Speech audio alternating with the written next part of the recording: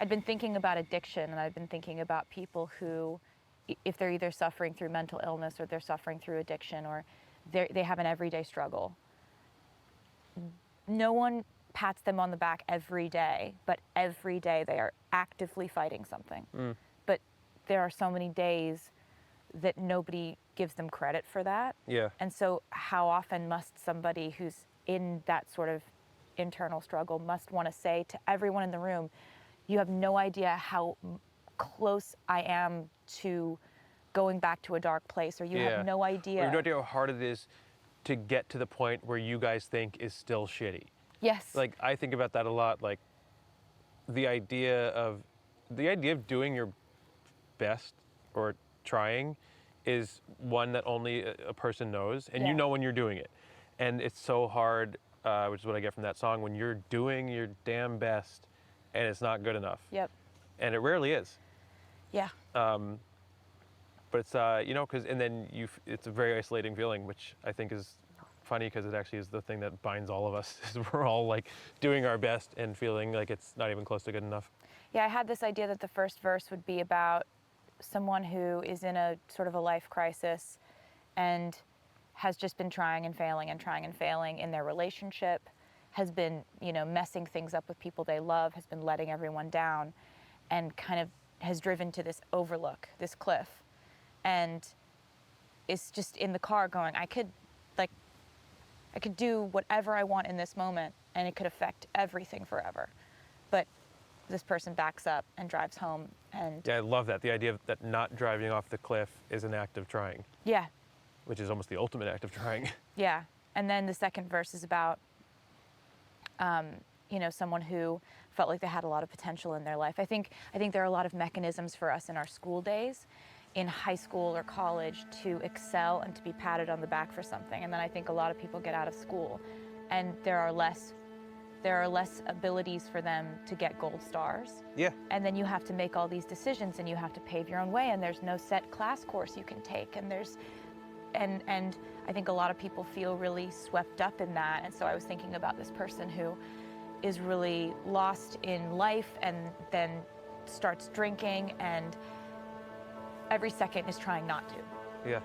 So Invisible String, when I first heard the track that you sent me, I thought, I have to write something that matches it. And pretty quickly I came upon the idea of fate, because sometimes I just, you know, go into a rabbit hole of thinking of how things happen. And I kind of love the romantic idea that every step you're taking one step closer to where you're supposed to be, you know, guided by this little like invisible string.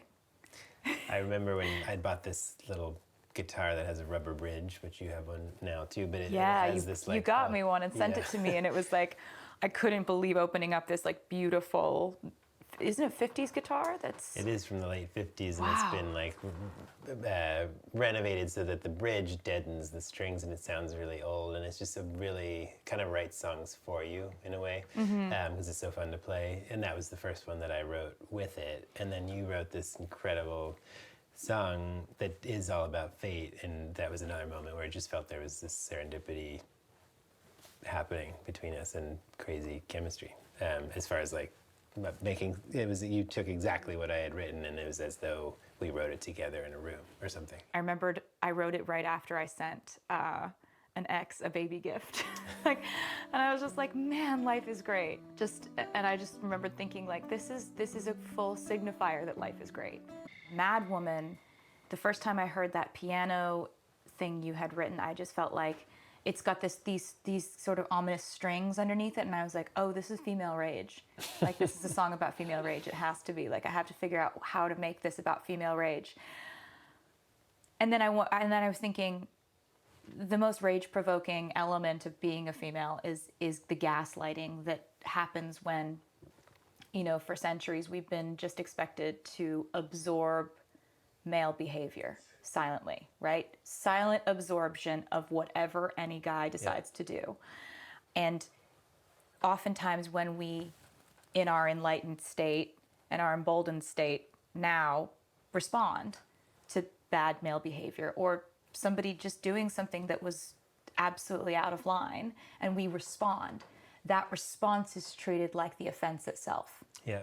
You know, there's been situations recently with somebody who's very guilty of this in my life, and it's a person who makes me feel, or tries to make me feel, like I'm the offender by having any kind of defense to his offenses. It's like, oh, I have absolutely no right to respond, or I'm crazy.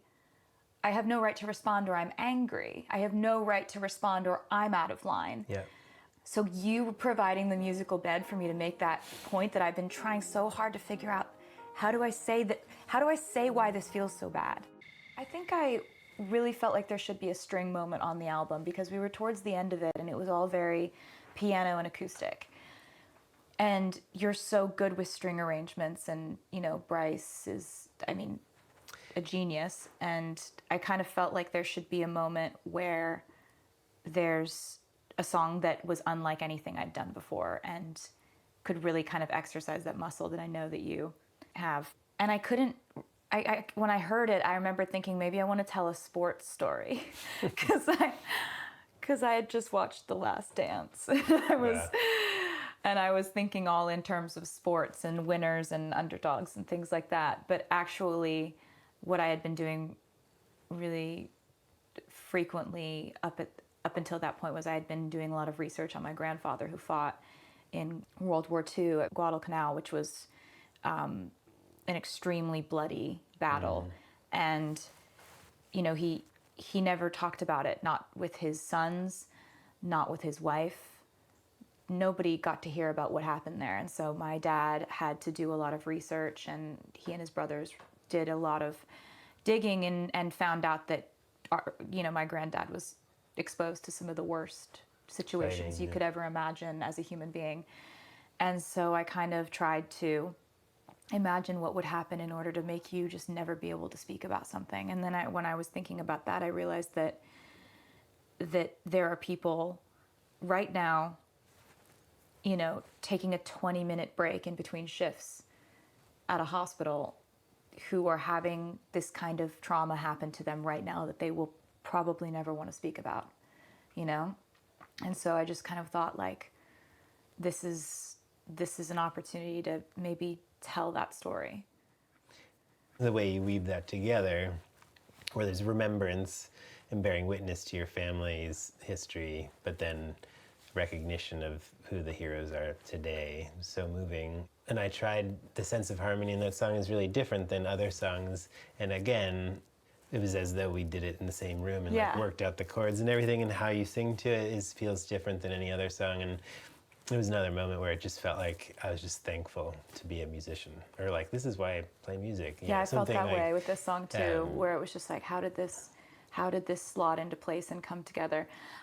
I often feel with this album, like there have been times in my life where things have fallen apart so methodically, and I couldn't control how things were going wrong, and nothing I did stopped it. And I felt like I had just been pushed out of a plane and was like scratching at the air on the way down, and like I felt like just like the universe is just doing its thing. It's just dismantling my life, and there's nothing I can do.